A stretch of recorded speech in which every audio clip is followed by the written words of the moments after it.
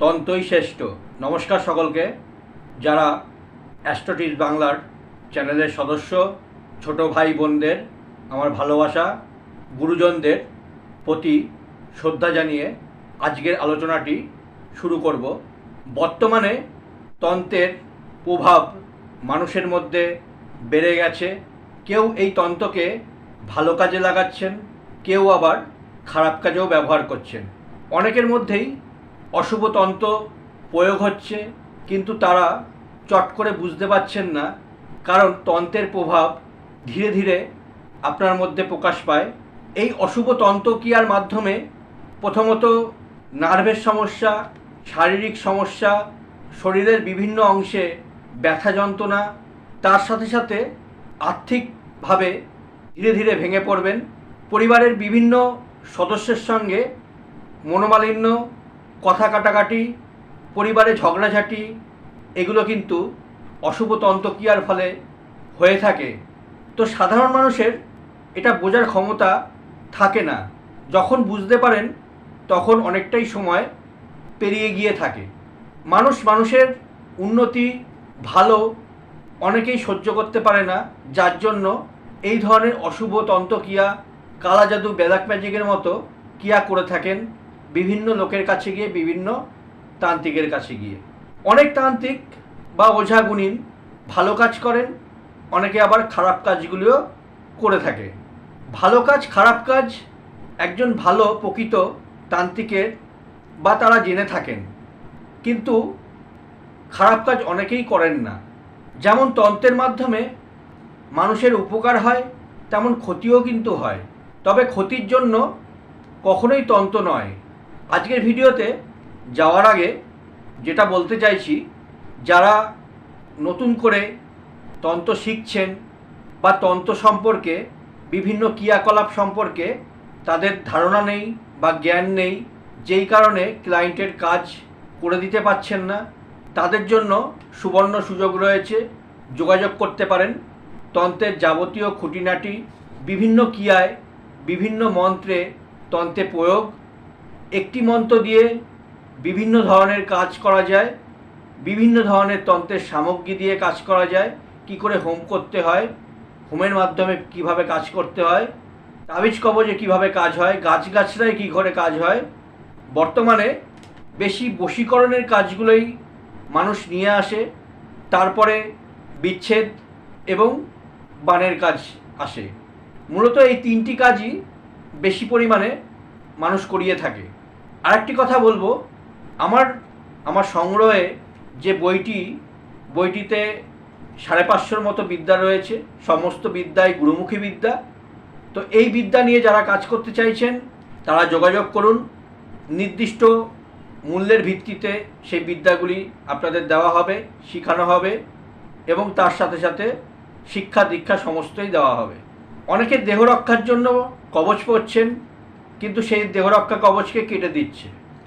সেটা সেরমভাবে শক্তিশালী দেহরক্ষা কবচ ধারণ করতে পারছেন না, বা সেই ধরনের তাবিজ আপনাদের দিচ্ছে না।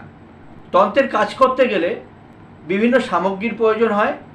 এমন জিনিস আছে, বস্তু আছে যার মূল্য বাজারে অনেক এখন, সেইগুলো দিয়ে কাজ করতে হয়। তারা আপনারা বলে থাকেন যে আমার হাতে পয়সা নেই, কি করে করব, আপনি করে দেন, আপনার পয়সা দিয়ে করে দেন। দেখুন, বাজারে যেই সব জিনিস সামগ্রী পাওয়া যায় সেগুলো কিন্তু আমাকে বিনামূল্যে কেউ দেয় না, আমাকেও পয়সা দিয়ে কিনতে হয়। তারপরে পারিশ্রমিক আছে, সেখানে শ্রম দিয়ে আপনার জন্য ক্রিয়াটি করতে হয়। তার জন্য টাইম লাগে, সময় লাগে। কতদিনে কাজ হবে তো এই প্রশ্নগুলি কিন্তু করে থাকেন। এগুলো করা কিন্তু অ্যাকচুয়ালি বেকার, কারণ তন্ত্র হলো একটা সাধনা, সিদ্ধির ব্যাপার। এখানে মেশিন নয় যে ঢোকালাম আর এক দিক দিয়ে প্রোডাকশন হয়ে বেরিয়ে গেল। তাই এখানে ধৈর্য ধরতে হয়, সময় নিতে হয়, আর বিশ্বাস ভক্তি থাকলে তবেই তার সাথে যোগাযোগ করুন, যার কাছে আপনার ভালো লাগে। যাই হোক, আজকের আলোচনাটিতেই আসি। আজকে একটি গাছ সম্পর্কে বলবো। গাছটি হলো ভূতরাজ বা কালো বিছুটি নামেও অনেকে জেনে থাকেন। এই বিছুটি গাছ সাধারণত আমাদের এই আশেপাশের এলাকায় জন্মায় না। আসাম পাহাড়ি অঞ্চলে, পার্বত্য অঞ্চলে এই গাছ দেখতে পাওয়া যায়। এই গাছ শুষ্ক জমিতে, শুষ্ক মাটিতেই হয়ে থাকে। বিশেষ এই গাছের জলের প্রয়োজন হয় না, মোটামুটি জল দিলেই এই গাছ বেঁচে যায়। এখন বর্তমানে আমাদের এখানে বিভিন্ন নার্সারিগুলোতেও এই গাছ পাওয়া যাচ্ছে। তাই মূলত এই গাছে কি কাজ হয়? বিভিন্ন ক্ষতি থেকে আটকায়, যেগুলো আপনার অশুভ তন্ত্রক্রিয়া আপনার ওপর পড়ছে এসে, বা কেউ টুকটাক করছে, সেগুলো এই গাছ কিন্তু রোধ করে দিতে পারে, বা এই গাছের শেকড় সেখান থেকে বাঁচিয়ে দিতে পারে। এই গাছ বাস্তুতে লাগালে বাস্তু কিন্তু কেউ ক্ষতি করতে পারে না।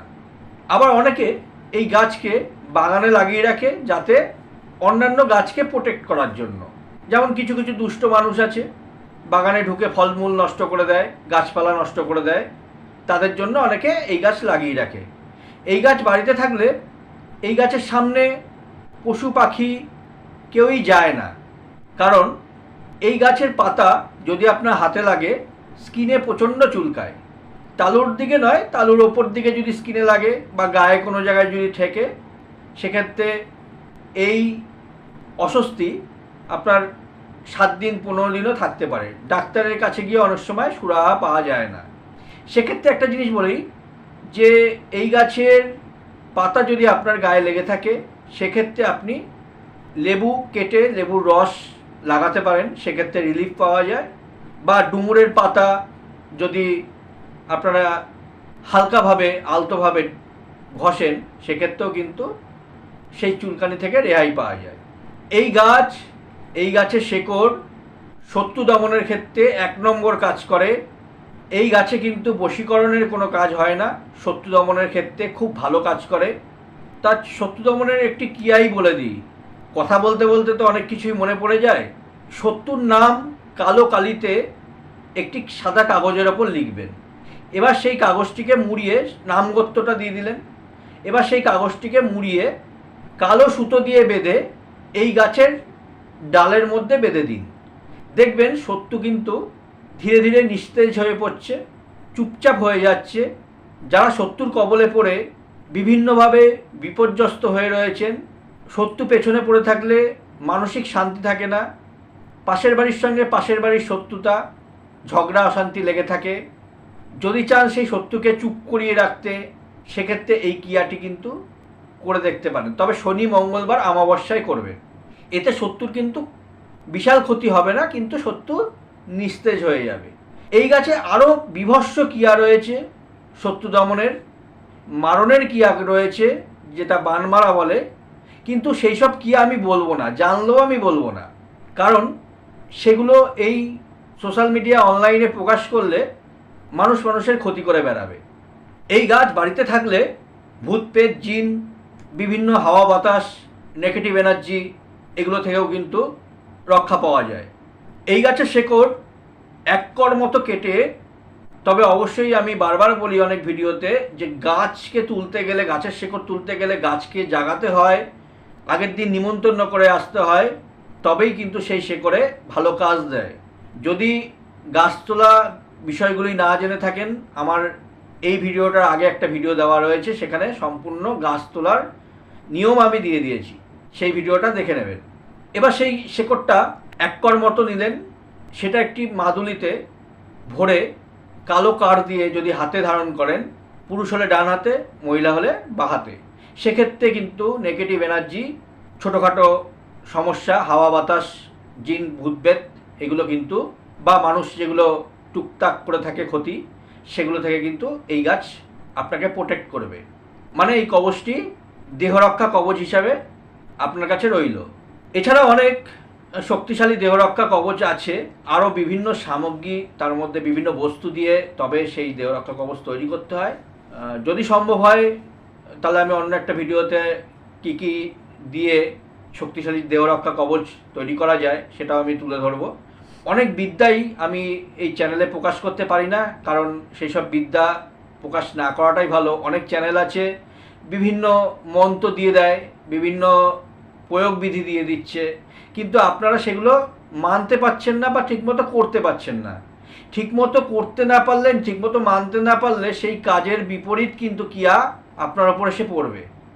যার কারণে কিন্তু আমি অনেক জিনিস এই চ্যানেলে কিন্তু দিতে পারি না, বা অনেক কাজকর্ম আপনাদের কাছে দেখাতেও পারি না।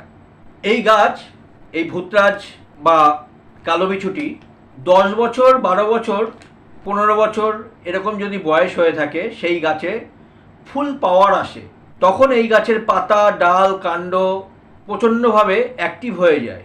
এমনও প্রক্রিয়া আছে যে এই গাছের নিচে যদি কোনো মুরগি বেঁধে রাখেন, সেই মুরগি কিন্তু কিছুক্ষণের মধ্যেই রক্তশূন্য হয়ে মারা যেতে পারে বা মারা যায়। এতটাই এই গাছের পাওয়ার কিন্তু তখন চলে আসে। তবে ছোট গাছ, চারা গাছ ততটা ক্ষতিকারক হয় না। যেটা আমি বললাম যে এই গাছের পাতা লাগলে যেমন আপনার গায়ে প্রচণ্ড অ্যালার্জি বা চুলকানির মতো জিনিস তৈরি হবে, সেটা ছোট গাছে থাকে না। বড় প্রাপ্তবয়স্ক যেটা 10 বছর, 15 বছরের গাছে, সেই গাছে এই পাওয়ারটা চলে আসে। যাই হোক, এই ধরনের আরও তথ্য, ভিডিও, গাছগাছরা গ্রাম বাংলায় কতটা মানুষের উপকার করে, মানুষ ক্ষতি করে, গাছ কিন্তু মানুষের ক্ষতি করে না, এই জিনিসটা জেনে রাখবেন। গাছে প্রচুর উপকার আছে। বিভিন্ন গাছ বিভিন্নভাবে প্রয়োগে আসে। কোনো গাছ তন্ত্রের প্রয়োগে আসে, কোনো গাছ আয়ুর্বেদিক প্রয়োগে আসে। আগেরকার দিনে যেসব ট্রিটমেন্ট বলুন, চিকিৎসা হতো, সেগুলো কিন্তু আয়ুর্বেদিক পদ্ধতিতে বা গাছগাছরাতেই হতো। এই ধরনের তথ্য বা এই ধরনের ভিডিও পেতে চ্যানেলটিকে সাবস্ক্রাইব করবেন, লাইক করবেন এবং শেয়ার করবেন, যাতে অন্যের কাছেও এই ভিডিওটি পৌঁছে যায় এবং তারাও বিভিন্ন তথ্য জানতে পারে বা ভিডিওর মাধ্যমে কাজে লাগিয়ে তারাও যাতে উপকৃত হয়। যাই হোক, আজকের মতো ভিডিওটি এখানেই শেষ করছি। ভালো থাকবেন। নমস্কার।